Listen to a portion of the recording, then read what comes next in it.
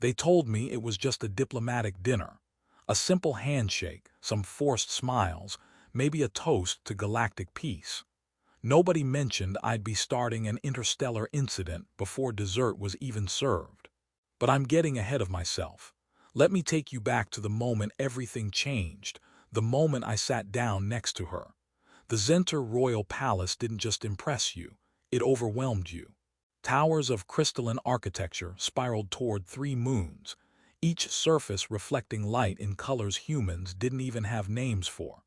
As our shuttle descended through the atmospheric shield, Captain Richards cleared his throat for the 15th time that hour. "Morrison, you understand how critical this is, right?" His weathered face was tight with tension. First contact with the Xen'tar Empire. One mistake, one cultural misstep, and we could be looking at a war that spans half the galaxy. I nodded, adjusting my dress uniform collar. It felt like a noose. "I read the briefing files 3 times, sir. Bow at 45 degrees, never make direct eye contact with royalty, and for the love of God, don't touch anyone." "Especially don't touch anyone," Richards emphasized. "Their culture views unexpected physical contact as a declaration of either war or—" He paused, uncomfortable, "something else entirely."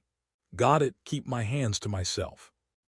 What I didn't know, what none of us knew, was that our translation software had a critical error in the seating protocol database. A single corrupted line of code that would change everything. The banquet hall could have swallowed our entire starship. Hundreds of Xen'tar nobility filled the space, their skin ranging from deep ocean blue to pale aquamarine, all wearing armor that somehow looked both ancient and impossibly advanced. They moved with a grace that made humans look like we were walking through mud. I followed Richards and our small diplomatic team to the main table. The seating chart had been negotiated for weeks. Every position a careful dance of political hierarchy and cultural sensitivity. According to my tablet, I was assigned to seat 7B next to Prince Xector, the king's military advisor. I found the seat marked with a holographic human flag, pulled out the chair, sat down. That's when I noticed her. She was already seated to my right, and the moment I settled into my chair, every Xen'tar in the hall went silent. Not gradually, instantly. Like someone had hit a mute button on reality itself. The woman next to me had skin the color of deep Arctic ice, a blue so pure it almost seemed to glow in the hall's ambient light. Her eyes were molten gold, with vertical pupils that dilated as she turned to look at me. She wore armor that was more art than protection, flowing plates that seemed to shift and move like liquid metal, decorated with symbols I couldn't read. I said brilliantly. "Hello." She stared at me, just stared. Her golden eyes widened, then narrowed, then widened again. From across the table, I heard Richards make a sound like a dying animal. That's when I looked at my tablet again. The holographic flag at my seat flickered, then changed. Not seat 7B, seat 1A, I just sat down in the seat reserved for Princess Zylara's intended political match. Right next to the princess herself. "Don't move," Richards hissed through our comlink, his voice barely controlled panic. "Whatever you do, Morrison, do not move. We're reviewing the protocol now." The princess continued to stare at me. Up close, I could see that her features weren't just beautiful in an alien way, they were devastating. High cheekbones that could cut glass, full lips that were currently pressed into a thin line of what I desperately hoped wasn't rage. And those eyes. Those impossible gold eyes that seemed to see straight through every lie I'd ever told. "I think there's been a mistake," I said slowly, keeping my hands visible on the table. "I'm supposed to be." "Silent," she said. Her voice was like music played on instruments that didn't exist, with harmonics that made my chest vibrate. "You will be silent when in the presence of the crown princess, human." Okay, silent. I could do silent. I lasted about 45 seconds. "Look, I really am sorry about this. The seating chart on my device showed." I said silent. This time there was something else in her voice. Not anger, curiosity. Her head tilted slightly, a gesture that somehow conveyed both regal authority and genuine interest. You dare to disobey a direct command from Xen'tar royalty. I dare to apologize for what's clearly a diplomatic error, I said, trying to keep my voice steady. I meant no disrespect to you or your. She held up one hand. Her fingers were longer than human proportions, elegant, with what looked like natural armor plating along the knuckles. Stop talking. I stopped talking. The hall remained silent. Hundreds of eyes, mostly golden, some silver, a few deep purple, fixed on us. I could feel Richard's panic through the calm like a physical pressure against my skull. Then Princess Zylara did something unexpected. She laughed. It wasn't a polite royal chuckle. It was a full, genuine laugh that echoed through the crystalline hall and seemed to release all the tension in the room like a snapped cable. Other Xen'tar began to murmur, then talk. Then the normal dinner noise resumed as if someone had pressed play on a paused recording. You, she said, turning to face me fully, are either the bravest human I have ever encountered or the most foolish. But there's a third option, I offered. Confused engineer who really needs his software to work properly. Her lips twitched, almost a smile. Engineer, they sent an engineer to sit at the royal table. But they sent an engineer to sit at table 7, I corrected. This is apparently a surprise promotion. This time, she definitely smiled. It transformed her face from intimidatingly beautiful to something that made my heart forget how to beat properly. I am Princess Zylara Xen'tar, first daughter of the Eternal Throne, commander of the Crystal Fleet and guardian of the 3 moons. She paused. And you are? Commander Jake Morrison, lead systems engineer, frequently confused, and apparently really bad at reading seating charts. Jake Morrison, she repeated, testing the name. Her accent made it sound like something precious. Tell me, Jake Morrison, who cannot read charts, do you know what it means that you are sitting in this seat? That I'm about to cause an intergalactic incident. That would have been the case 5 minutes ago, she said, but I have claimed you. I blinked. I'm sorry, you what? In our culture, when someone takes the seat beside royalty at a formal banquet, it is considered either an act of war or a declaration of courtship intent. My silence in the first moment would indicate which I have chosen to interpret your action as. My brain stuttered, and you chose. You are still alive, are you not? Her golden eyes sparkled with something that looked dangerously like amusement. Had I chosen war, you would have been dead before you finished saying hello. That's comforting. It should not be. She turned back to face forward as servants began bringing out the first course. You have created a situation that will be discussed in both our courts for years to come. By sitting in this seat, and by my choosing to interpret it as courtship rather than insult, you have become my official suitor in the eyes of every noble house in this room. The food materialized in front of me. It looked like someone had taken ocean creatures and taught them to glow. I suddenly wasn't very hungry. There has to be a way to fix this, I said quietly. Some protocol, some diplomatic. There is no protocol for this, Jake Morrison. She picked up an eating implement that looked like a silver branch. We are in uncharted territory now. The question is whether you are capable of navigating it, or whether you will run back to your ship and hide behind your captain's protection. It was a challenge. A clear, deliberate challenge. I picked up my own eating implement, human utensils, thankfully, placed for me by thoughtful servants. I've navigated asteroid fields and hostile territory. I think I can handle dinner. Dinner is simple, she said. What comes after dinner is where most humans fail. And what comes after dinner? She turned to look at me again, and this time there was something fierce in those golden eyes. Something that made me understand why she commanded a fleet. The proving, she said. 3 tests that will determine whether you are worthy of even speaking my name in private, let alone sitting beside me in public. Fail any one of them, and you will be sent back to your people as a cautionary tale. And if I pass? Her smile was sharp enough to cut. Then, Jake Morrison, You will have earned the right to court the most dangerous woman in the Xen'tar Empire." I looked at her, really looked at her. Saw the pride in the set of her shoulders, the intelligence in her eyes, the barely contained power in the way she held herself. This wasn't just a princess.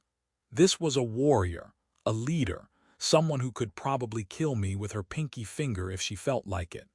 I should have been terrified, should have found Richards and begged him to fix this mess. Instead, I heard myself say, "Tell me about the first test." The dinner continued around us, but I was barely aware of it.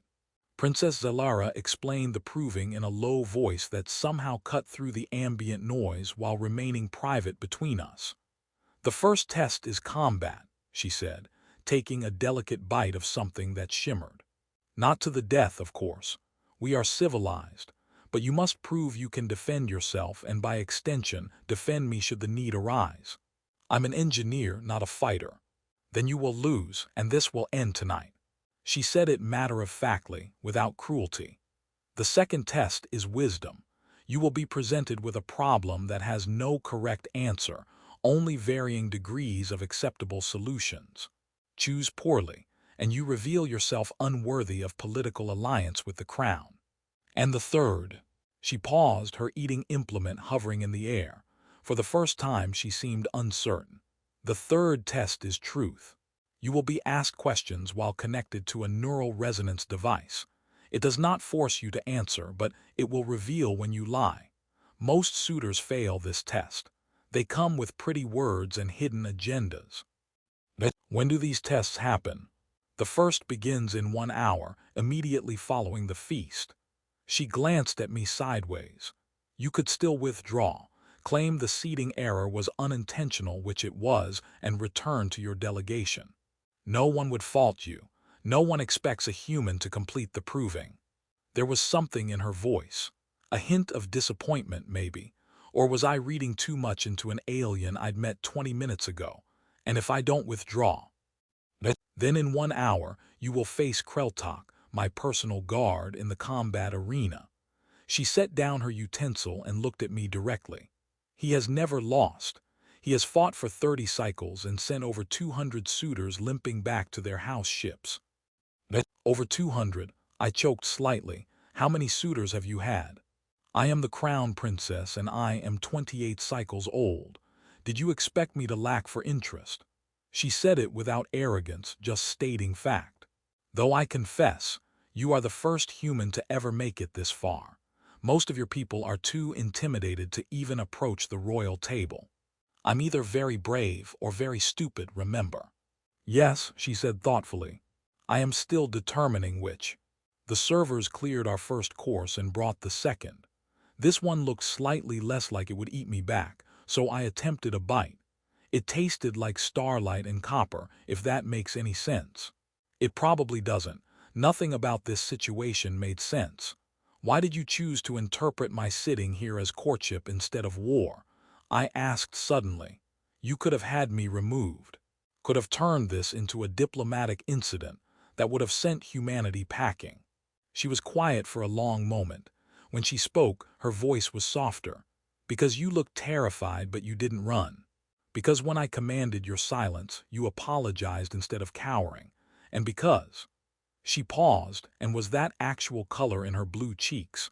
"Because in 300 cycles of royal lineage, no Xen'tar has ever seen a human sit where you are sitting." I was curious what would happen. "And what's happening?" She turned to me with that sharp smile again. "I am not yet certain, but I think I would like to find out." The rest of the dinner passed in a blur.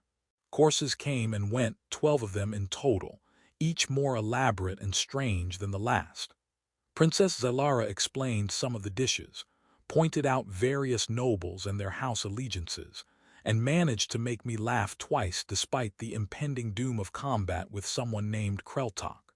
Richards kept trying to contact me through the comm, but I muted it after the 15th panicked message. Whatever consequences I was going to face from command, they could wait until after I'd either survived or died in an alien combat arena. "You're surprisingly calm," Zylara observed as servants brought out what I desperately hoped was dessert. Most suitors spend this dinner visibly shaking. I'm shaking on the inside, trust me. I'm just really good at looking calm. A useful skill for an engineer, I would imagine. A necessary skill when your job involves keeping fusion reactors from exploding. I paused. Is that what Kreltak is going to do to me? Explode me? She laughed again. I was starting to really like that sound. He will not explode you. That would be messy and would stain the arena floor. He will likely break several of your bones, perhaps dislocate a joint or two, and certainly bruise your pride. But our healers are excellent. You should be fully functional again within a few cycles. Comforting. I am not here to comfort you, Jake Morrison. I am here to determine if you are worth my time. But she said it with a smile that suggested maybe I was, a little bit. The final course was cleared. The hall began to shift, literally shift, as floors retracted and walls reconfigured. The Xen'tar technology was so far beyond ours it might as well have been magic. Within minutes, the arena floor was made of something that looked like glass but felt like stone under my boots. It reflected the 3 moons above through the palace's transparent dome, creating an eerie, beautiful glow that made everything feel both dreamlike and terrifyingly real. Kreltak was already waiting in the center. He was massive. Not just tall, though he had to be at least 7 feet, but broad in a way that suggested he could punch through starship hull plating. His skin was a darker blue than Zylara's, almost navy, and covered in what looked like natural armor ridges. Scars crisscrossed his arms and chest, visible even through the ceremonial combat gear he wore. His eyes were silver, not gold, and they tracked me with the cold calculation of someone who had done this hundreds of times before. "Oh," I said quietly. "Oh, I'm going to die." "Probably not," Zylara said from beside me. We stood at the arena's edge, and she was explaining the rules in that same calm voice she'd used at dinner. "Kreltak is very good at knowing when to stop. You will wish you were dead, certainly, but actual death is unlikely. You have a real gift for motivational speaking." She almost smiled. "The rules are simple. The match ends when one fighter cannot continue, when one fighter yields, or when I command it to end. You may use any technique you know. Kreltak will do the same." "What about weapons?" "None are permitted in the first test. This is about physical capability, not technological advantage." I looked down at my dress uniform, then at Kreltak's combat gear. "I'm not exactly dressed for this." Zylara gestured, and a servant appeared with what looked like Xen'tar combat clothes scaled down for human proportions. "You will have 5 minutes to change and prepare. Use them wisely." The changing room was small and private, which I appreciated because my hands were shaking so badly I could barely work the fastenings on the combat gear. The material was unlike anything I'd felt before, flexible as cloth but somehow protective, with plates that seemed to anticipate where impacts might land. Through the wall I could hear the crowd gathering. Hundreds of Xen'tar nobles, all eager to watch the human engineer get demolished by the princess's personal guard. My comm crackled. "Richards." I'd forgotten to mute it again. "Morrison, what the hell are you doing?" His voice was strained. "Command is going insane. They're saying you've somehow become engaged to alien royalty and are about to fight to the death." "Not to the death," I corrected, pulling on the last piece of armor. "Just until I can't continue, totally different. This isn't funny. You need to withdraw, claim diplomatic immunity, something." "Can't do that, sir." "Why not?" I paused, looking at myself in the reflective wall. I looked ridiculous in Xen'tar combat gear, like a kid playing dress-up in his older brother's clothes.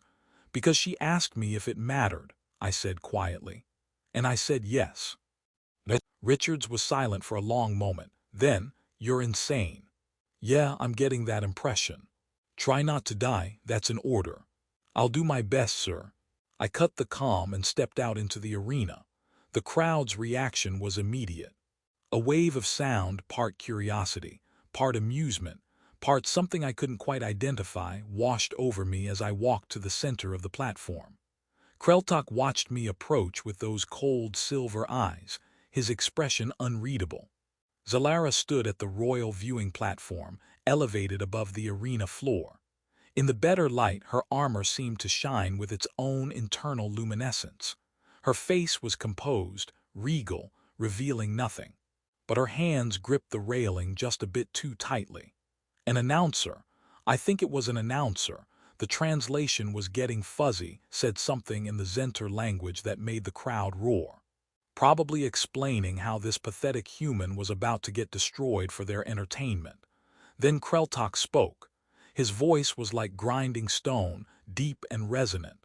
You may yield now, human, before pain becomes necessary. Thanks for the offer, I said, rolling my shoulders and trying to remember the combat training I'd had years ago in the academy. But I'm going to have to pass. Then you will learn why no suitor has ever passed the first test in 20 cycles. He moved. 1 second he was standing 5 feet away. The next, his fist was aimed at my face with enough force to probably remove my head from my shoulders. I didn't think, didn't plan. Pure instinct from training I'd half forgotten took over, and I ducked. His fist passed through the space where my head had been with a sound like a sonic boom. The crowd gasped. I rolled, came up, and immediately had to dodge again as Kreltok's leg swept through the space I just occupied. He was fast, impossibly fast for something that size. You have good reflexes, he acknowledged, circling me. That will buy you perhaps 30 seconds more. He attacked again, and this time I couldn't fully dodge. His fist caught my shoulder, just a glancing blow, barely connecting, and pain exploded through my arm. I stumbled back, gasping. That barely counted as a hit, and it felt like I'd been struck by a maglev train. The question, I gasped, backing away and trying to keep distance between us, is what I can do with 30 seconds. I couldn't beat him with strength, couldn't beat him with speed, couldn't beat him with technique. He'd spent 30 years fighting, and I'd spent 30 years fixing engines. But I was an engineer, and engineers don't win by being stronger. They win by finding the weakness in the system. I watched Kreltok as he circled, studying his movement. There, a slight favoring of his right side, and there, a tiny hitch in his left leg when he pivoted. Old injuries, maybe, or just the natural result of fighting for 3 decades. He charged again, and this time I didn't dodge away. I dodged in, dropping low and driving my shoulder into that favored right side. It was like hitting a wall that immediately grabbed me and lifted me off my feet. Creative, Kreltok said, holding me suspended in the air, but ineffective. Then he threw me. I hit the arena floor hard enough to see stars. The impact knocked the air from my lungs, and for a moment I couldn't breathe, couldn't think, could only lie there trying to remember how my body worked. The crowd was silent, waiting. Through blurry vision I saw Kreltok approaching, saw him raise his fist for the finishing blow, and I saw something else. Something I'd noticed when he'd grabbed me. His armor had a seam, right at the shoulder joint. Probably where old injury met new protection. I rolled as his fist came down, missing me by inches. Forced myself to my feet even though every part of my body screamed in protest. And when he turned to face me, I did something absolutely insane. I ran at him. He wasn't expecting it. Why would he? I'd been running away the entire fight. His defensive stance was wrong, off balance, confused by the sudden change in tactics. I actually jumped, and drove my elbow into that shoulder seam with every ounce of strength I had left. The impact reverberated through my entire arm. Pain exploded in my elbow, and Kreltok roared. It wasn't pain exactly, more surprise. His right arm dropped, momentarily stunned, and for just a second he was vulnerable. I didn't have the strength for another attack, didn't have the speed to capitalize on the opening. I had maybe 3 seconds before he recovered and turned me into paste, so I did the only thing I could think of. I stepped back, raised my hands and bowed, the formal Xen'tar bow I'd learned from the briefing files. 45 degrees, hands spread to show they were empty, and I spoke loud enough for the entire arena to hear. I yield to your superior skill, warrior. I cannot defeat you, but I have shown I will not run. The arena was silent. Completely, utterly silent. Kreltok stared at me, his silver eyes wide with something I couldn't identify. His right arm was already recovering, flexing back to life. Then he did something I didn't expect. He bowed back. "The human has shown courage," he said, his voice carrying across the arena. "He has struck a blow against me, the first suitor to do so in 15 cycles. He has earned the right to continue." The crowd exploded. Not with mockery, but with something that sounded almost like approval. I looked up at the royal platform. At Zylara. Her golden eyes were wide, and her carefully composed expression had cracked completely.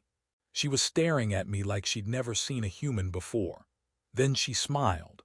A real smile, not the sharp political thing from dinner.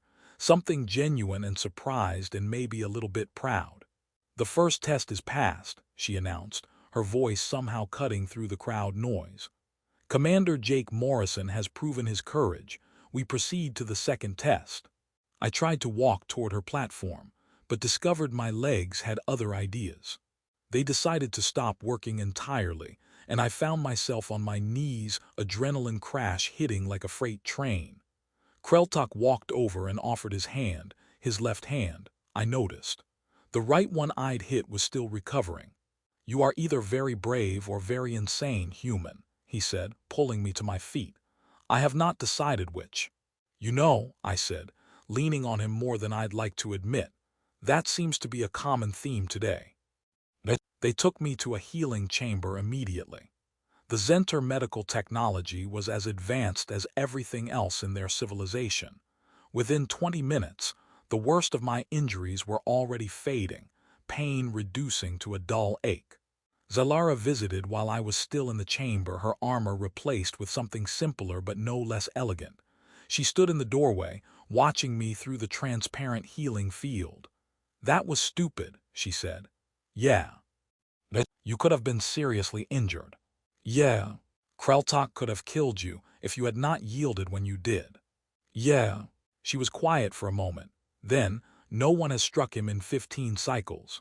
The last person to land a blow was me, during my own combat training." "In my defense," I said, "I was mostly just flailing and got lucky. You found his weakness in under 2 minutes and exploited it. That was not luck. That was tactical analysis. I'm an engineer. Finding weaknesses in systems is literally my job." She stepped closer to the healing field, and in the soft blue light her expression was complex. "You said you could not defeat him. You yielded. Most suitors would rather die than admit defeat. Most suitors probably weren't thinking clearly after being thrown across an arena." "You were thinking very clearly," she said softly. "That is what surprised me. You assessed the situation, recognized you could not win, and chose a strategic retreat instead of a glorious defeat. That shows wisdom far beyond what I expected from a human I met 2 hours ago." "About that," I said, "why do you keep calling me human instead of using my name?" She blinked, clearly not expecting the question. "It is how we refer to other species. We are Xen'tar, you are human. It is simply descriptive." "It's also distancing," I pointed out. "My name is Jake, you can use it." "I know your name," but she said it quietly, almost defensively. "Then use it unless—" I trailed off, suddenly understanding. "Unless using someone's name means something in your culture." Her blue cheeks definitely colored this time. To use a personal name instead of a title or species designation implies familiarity, intimacy. It is not done lightly. "So by calling me human, you're keeping distance between us." "Yes, even though I'm courting you. Especially because you are courting me." She turned away slightly. "This entire situation is highly irregular. You sat in the wrong seat due to a technological error. I chose to interpret it as courtship rather than insult because I was curious. But that does not mean—" She stopped. "Doesn't mean what?" I prompted. "It does not mean I should become attached to someone who will likely fail the remaining tests." Her voice was carefully controlled now, the regal mask sliding back into place. 200 suitors have attempted the proving, Jake Morrison. None have succeeded. The second test breaks most of them. The third test breaks the rest. And you think I'll be no different. I think you are brave and clever and more interesting than any suitor I have met in 10 cycles, she said, still not looking at me. Which will make it that much harder when you fail. The healing field chimed, indicating my treatment was complete. I stepped out, still wearing the combat gear, still aching in places the technology couldn't quite reach. Princess Zylara, I said formally. She turned to face me. I'm going to pass your tests, I said. Not because I'm special or because humans are better than everyone thinks, but because when I commit to something, I see it through. And I committed to this the moment I decided that yes, this matters. Why? The question burst from her like she couldn't hold it back any longer. Why does it matter? You do not know me. You do not know our culture. You could return to your ship, file a diplomatic incident report, and forget this entire evening ever happened. Why are you doing this? I thought about it, really thought about it.